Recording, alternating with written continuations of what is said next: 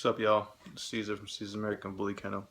And today I wanted to talk about a uh, a conversation I had online the other night with a few people, and it was about the standard champions and grand champions, and the standard class overall. And I had made a statement saying that a lot of the champions and the grand champions in the standard class now, um, they're being awarded these titles, and judges have been okaying the fact that they have high rears, bad bites, um, cowhawked, and you know, it kind of didn't make any sense. And when I stated that those were flaws and it shouldn't be allowed in any champion or any first place ribbon for any kind of dog, um, I had someone get on and respond to me with, "Well, those aren't major flaws," and it had me thinking um, where this breed started from and what we saw in these dogs with their angulation, straight bone, good joints that help them carry around this muscle, and how we've gone from that point to the point now where high rears and bad joints and bad bites are okay. And they're looked at as not serious flaws when a flaw is a flaw regardless. But something to that extreme is looked at as not a big deal. And then the person continued to tell me that those flaws could be bred out of the dog. Um, Bred out, no. Once it's in there, it's in there. It might not be in this litter, but it'll be in the next litter, and I'm not going to get into all that. But it just had me thinking: what are our standards? What, where are we as a community? Why have we allowed popularity and money to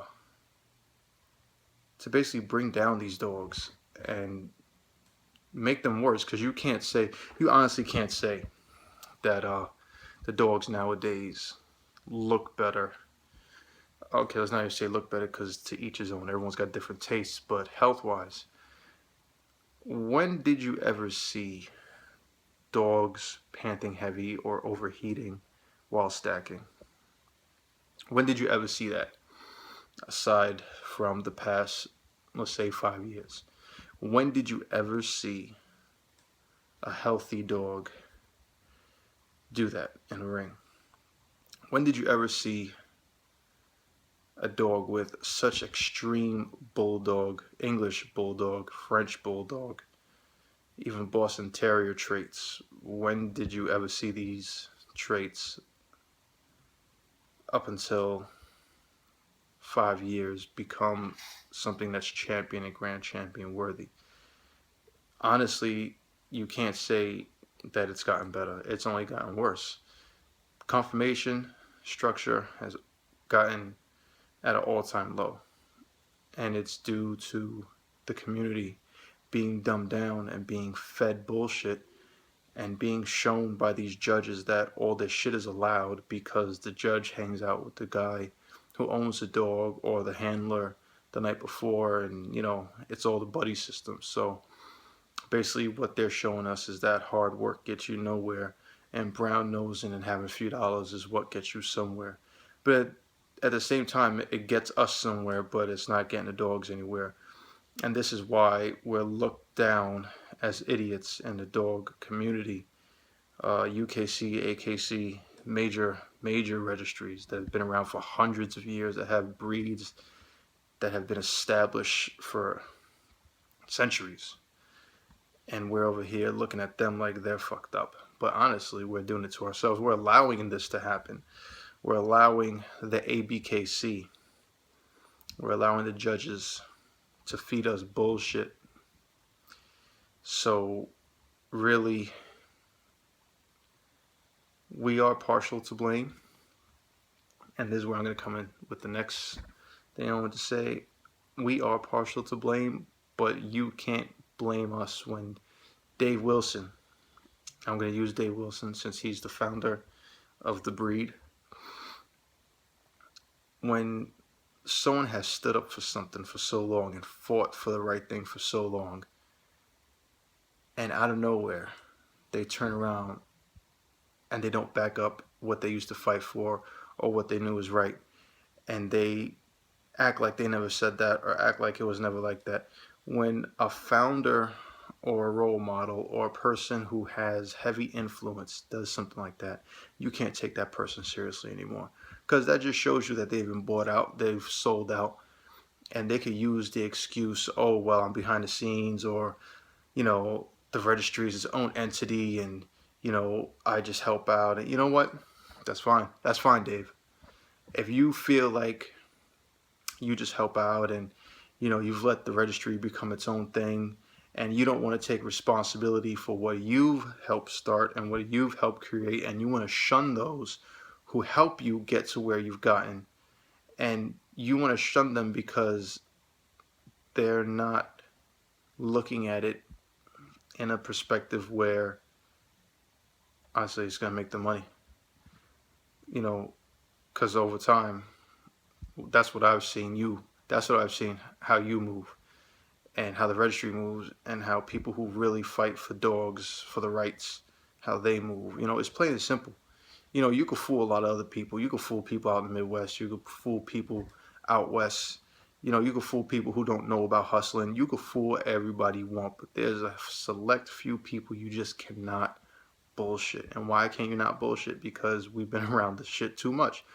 We know what it is, and we know what it looks like.